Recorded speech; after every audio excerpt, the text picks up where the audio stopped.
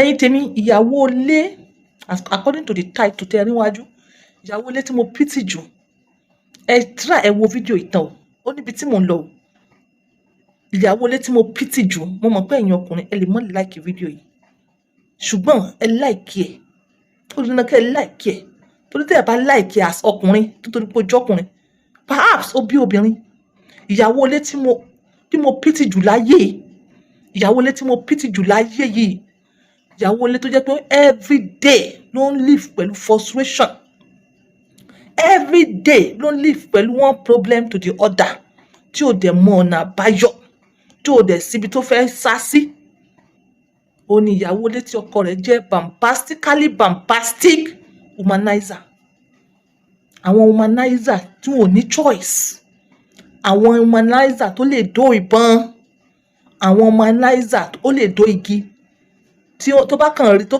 kàn figure rẹ̀ pé igi yìí ó ṣe wá ṣe bí obìnrin báyìí ó ń lọ nìyẹn nínú gbogbo ọ̀rẹ́ ìyàwó rẹ̀ gbogbo wọn ló ti dó tán àbí almost gbogbo wọn ló ti fẹ́ dó tán inú àwọn àbúrò ìyàwó cousin niece ìyàwó gbogbo wọn ti fẹ́ rí tán inú gbogbo àwọn ọmọ àdúgbò lóbìnrin ló ti rí wọn tán ó fẹ́ tẹ̀ rí wọn tán tó bá ti rí wọn tán ìyàwó àdúgbò náà ni àlùmọ́njìrì àdúgbò náà ni bábíyànlá àdúgbò náà ni sales girl òun náà ni ọmọ ọ̀dọ̀ ìyàwó gbogbo wọn ló ti rí tán ṣé wá rírú àwọn tí mò ń sọ yìí àwọn gan wọn ò like bó ṣe ń ṣẹlẹ̀ bẹ́ẹ̀ and they don't know how to control it ṣé ìyàwó ilé ò wá dáràn ìyàwó ilé dáràn ìrẹ̀wẹ̀sì ọkàn ìyàwó ilé dáràn frustration ìyàwó ilé dáràn àìsàn perhaps kó tó di pé ìyàwó ilé gan tiẹ̀ dictate ó ti bímọ 5 ó tiẹ̀ ti kó àìsàn ìjọ́ wo ni àrùn yìí wá fẹ́ stop ta ló fẹ́ gba irú nǹkan yìí kalẹ̀ lọ́wọ́ bàbá lágbájá kò sí irú àwọn obìnrin tí mo pity jù nìyẹn àní àbúrò ìyàwó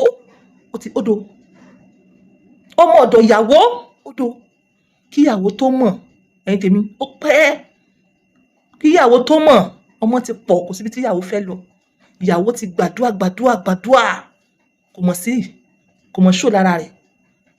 mọ̀ ṣó lára rẹ̀ àníjọ́ kan ó kù díẹ̀ ó fẹ́ bá aláǹgànná àbò sùn ó kù díẹ̀ kò séèyàn tó lè bá sùn gbogbo kò séèyàn kò mọ̀ pé lágbájá ni àìbá sùn òun lọkọ lágbájá òun lọkọ tàmẹ̀dùn òun náà ni ọkọ arọ ẹ mọ́ ṣì mí gbọ́ èmi ò ní arọ ò kí ń ṣèyàn bẹ́ẹ̀ mo ń sọ pé ẹni yìí ó níyàwó ńlé kíní rẹ̀ yìí ó bad àìmọye ní àwọn responsible man tí wọ́n dẹ̀ fẹ́ àwọn disable àwọn kọ́ ni mò ń sọ ẹ má ṣì mí gbọ́ mò ń sọ fún yín bí irú àwọn category of these people bí wọ́n ṣe wọ́ọ̀sì sí ni ẹ̀yin tèmi ọ̀rọ̀ náà ó kọjú àfẹnusọ ọ̀rọ̀ náà ó kúrò ní ordinary high ọ̀rọ̀ náà àwọn tí mò ń sọ yìí they can't control it tí wọ́n bá ṣe mí gbà mí bá àwọn gbọ́dọ̀ mọ̀ regret pé kí ni àwọn wá débi wọn ò rí bí kóra wọn níjàánu kí ló wá fà á ẹ̀yin tèmi ṣé a sọ wípé afẹ́ ayé ni àbí kíyàn mọ̀ àfọ́fà àbí a sọ wípé ọwọ́ ayé àbí a sọ wípé èpè èyí tó wù kó lè jẹ́ I'm not here to identify this or this and this ìwọ àti ìyàwó rẹ̀ àtàwọn mọ̀lẹ́bí rẹ̀ ẹ̀yin lẹ máa jókòó lẹ máa wá solution sí pé kí ló really fa problem yìí tẹ́ ẹ̀ bá tú iṣu dédìí kòkò ẹ lè mọ̀ nǹkan tó ṣẹlẹ̀ ẹ lè mọ̀ lè rí solution ẹ wá solution ẹ tọ̀ àwọn àgbààgbà lọ so yẹn but one of the solutions tẹ́mi fẹ́ offer as herbal practitioner tó lè wúlò fún yín tó lè ṣiṣẹ́ fún yín tó lè maybe perhaps àmọ́ ẹ tọ̀ àwọn aládùúà lọ ẹ tọ̀ àwọn àáfàá gidi gan àwọn àáfàá jàǹjàǹjàǹ àwọn àáfàá làmìlaka ẹ tọ̀ àwọn oníṣẹ́ Ọlọ́run tí wọ́n fi àdúrà jagun lójú méjèèjì tí wọ́n fi àwẹ̀ jagun ẹ tọ̀ wọ́n lọ ẹ tọ̀ àwọn oníṣẹ̀ṣe tí wọ́n fi gbogbo nǹkan ṣẹ̀ṣe tí wọ́n fi ń jagun jàǹjàǹjàǹ ẹ tọ̀ wọ́n lọ àmọ́ lórí ti tèmi nǹkan simple remedy tí mo fi lè ràn yín lọ́wọ́ òun náà ní ẹ lọ bá mi wá àbátù Saudiya Abba Saudi ní wíní ó ní ìyáláyà ìwúlò ìyáláyà ìwúlò, ó ní ìyáláyà ìwúlò. Àwọn fi ń mísì nǹkan púpọ̀. Ara ìwúlò rẹ̀ náà ni anti-cancer, anti-lumps. Ara ìwúlò rẹ̀ náà ni BP, diabetes, so many. Ẹ̀yin tí tèmi, ẹ wá lọ bá mi wá àbátù sọ̀díà. Ẹ mísì ẹ̀ mọ́ inú òróró yín. Ẹ fi para. Ẹ mọ̀ fi sínú omi yín. Ẹ mọ̀ fi wẹ̀. Ẹ mọ̀ ṣàdúà. Gbogbo ìgbà tí bá ti ń ṣe lé, ẹ máa ṣàdúà. Ẹ lọ bá mi turn ẹ̀ sí powder. Ṣóyé yín? Gbogbo ẹ̀ náà ni ẹ turn ẹ̀ sí powder. Èyí tẹ́ máa fi sínú òróró, tẹ́ máa fi join mọ́ ìpara yín, powder náà ni. Èyí tẹ́ máa fi sínú omi yín, powder náà ni. Ẹ wá mú iyọ̀ tíntín, ẹ kàn sí. Ẹ mọ̀ ṣàdúà o. Ẹ mọ̀ ṣàdúà, ẹlẹ́dàá mi mo kọ̀. Ẹlẹ́dàá mi mo kọ̀. Ẹlẹ́dàá mi mo kọ̀. Listen to me very well. Èyí tó máa fi sínú omi, wàá bu díẹ̀ sínú omi ni o, díẹ̀ síbi teaspoon síbi. Wàá wá mú iyọ̀ tí wàá wá fi sí. Àṣẹni iyọ̀ yẹn níwọ̀nba náà ni wàá ṣàdúà sí, wàá ṣàdúà. Máa ṣe everyday. Ó bá wò lè máa ṣe ẹ̀ẹ̀mejì ní òòjọ́. Àmọ́ mo ṣe especially máa ṣe ní alẹ́. Wàá tún wá máa rí oore mi. Wàá wá bá mi wá bí tablespoon. Wàá rọ sí òróró 200 ml. Wàá mọ̀ ṣe èké tó bá ti fẹ́ para, wàá mọ̀ fi sínú rẹ̀ pẹ̀lú àdúrà ní jojoojúmọ́ pé mi ò fẹ́ nǹkan mi náà tó ń ṣe ẹ́, mọ̀ sọ sínú ẹ̀. Wàá tún wá bá mi wá ní powder. Ṣóyé ẹ? Wàá bá mi gbé kalẹ̀. Wàá lọ síbi kan ni. Wàá lọ àbátù sọ̀díà yìí. Kò síbi tẹ́ ẹ̀ ti lè rí àbátù sọ̀díà. But ẹ make sure pé gidi rẹ̀ tẹ́ bá ti fọ́ báyìí, ẹ rí funfun nínú rẹ̀. Wíwìn náà ni, dúdú ni níta. Àmọ́ funfun wà nínú rẹ̀. Ṣóyé yín? Ẹ wàá tọ̀nù bí ó lè lọ́lá bí lọ́dọ̀ tí wàá bíbà. A máa ń pè ní múdù. Ó lè ra múdù kan kó ṣáyan rẹ̀ kó wá lọ sí powder. Wàá wá bá mi tọ̀nù eléyìí this particular. Wàá bá mi tọ̀nù ẹ̀ sí powder síbí ọyọ̀ kan.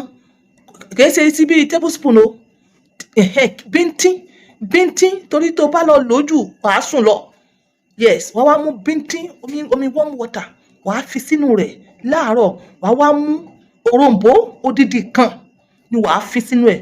Wàá mọ̀ mú léròkèrè lóòrèkóòrè. O lè ṣe láàárọ̀, o dẹ̀ lè ṣe lálẹ́. O lè ṣe láàárọ̀, o lè ṣe lálẹ́. Yes. Tó bá dẹ̀ ń ṣe ó need àdúrà because àìbá mọ̀ kó mọ̀ jẹ́ èpè, kó mọ̀ jẹ́ spiritual attack, kó mọ̀ jẹ́ àfọ́fà. You understand? Bó tiẹ̀ wá jẹ́ hypersexuality, gbogbo ètò tá à ń sọ yìí ó máa gbàgbára lọ́wọ́ ẹ̀ pẹ̀lú ohun ẹnu ẹ̀ àti gbogbo àjò tí mo kà sílẹ̀ lẹ́yìn. Yes, nítorí pé kí ni lime òrombó ni mo sọ. Tó bá jẹ́ pé ojú ẹ̀ lásán ni, ó máa kí ni whatever mùdùmùdù tó ń jẹ́ kí ara rẹ̀ ṣe gẹ̀ǹgẹ̀ǹgẹ̀ǹgẹ̀ǹgẹ̀ mọ̀ sátẹ̀lẹ̀ obìnrin lóbìnrin yẹn. Yes, tó bá dé àárín kan, lime yẹn ó máa gbàgbára lọ́wọ́ ẹ̀. Then ẹ̀yin kò sọ fún mi pé èèyàn tó ní ọ̀sà ńkọ́. Ẹ̀yin ò mọ̀ pé àbátù sọ̀díà yẹn ó wà lára nǹkan tá à ń papọ̀ mọ́ òògùn ọ̀sà. Kódà ká tẹ̀ mọ́ papọ̀ mọ́ ẹnìkankan. You understand? Máa lò wàá rí success in as much as oúnjẹ rẹ ò kí ń rush ẹ̀. Ó yẹ jẹ́ kí bí pẹ́ òun fún oúnjẹ rẹ ní like maybe 1 hour ló ń jẹun. You understand? Òun mind irú nǹkan tó ń jẹ. Kò sí ọ̀sà yẹn ò ní ṣe kankan sí ẹ. Fún ẹ̀yin kan tẹ́ máa sọ pé àwọn tó ní ọ̀sà ńkọ́. In as much as ó ti gba agbára èyí tó máa cause ọ̀sà yẹn pẹ̀lú àbá yẹn. Ọ̀rọ̀ mi ò jù bẹ́ẹ̀ lọ. Ṣóyé yín? Ẹ má fi ṣeré. Ó dójú ti èèyàn nítorí pé kí ni ọkùnrin tó bá ti láìkì kó wọ̀ yìí gbogbo àdúgbò ló ti dó tán. Kí ló dé? Ó lè fún ìyàwó rẹ̀ ní, ó tiẹ̀ ti fún ìyàwó rẹ̀ ní HIV. Ó ti fún ìyàwó rẹ̀ ní cervical cancer. Ó ti fún ìyàwó rẹ̀ ní genital herpes, human papilloma disease. Ó ti fún syphilis. Ó ti fún ìyàwó rẹ̀ staphylococcus. Ó ti fún ìyàwó ẹ̀ sorry gonorrhea. Ó ti fún ìyàwó rẹ̀. Gbogbo àìsàn burúkú yẹn ó ti máa kó fún ìyàwó ẹ̀. Ẹ tọ́jú wọn. Tó bá wá sọ pé o fẹ́ fi lò fẹ́ sálọ, ibo ló ń sálọ. Tó bá mójútó ìwọ ìyàwó, tó bá mójútó problem ọkọ rẹ̀ yìí, mọ́ gbàgbé pé perhaps ó bímọ ọkùnrin and we have what we call hereditary. There's what we call genetics. Tó bá sálọ ọmọ ẹ̀ kọ́. Ọ̀rọ̀ mi ò jù bẹ́ẹ̀ lọ. Ṣé mo wíre àbí mi wíre? Reason point by 2. Always using my words to help others. Ẹ bá mi kí Alhaji mi Lasisi. Happy birthday.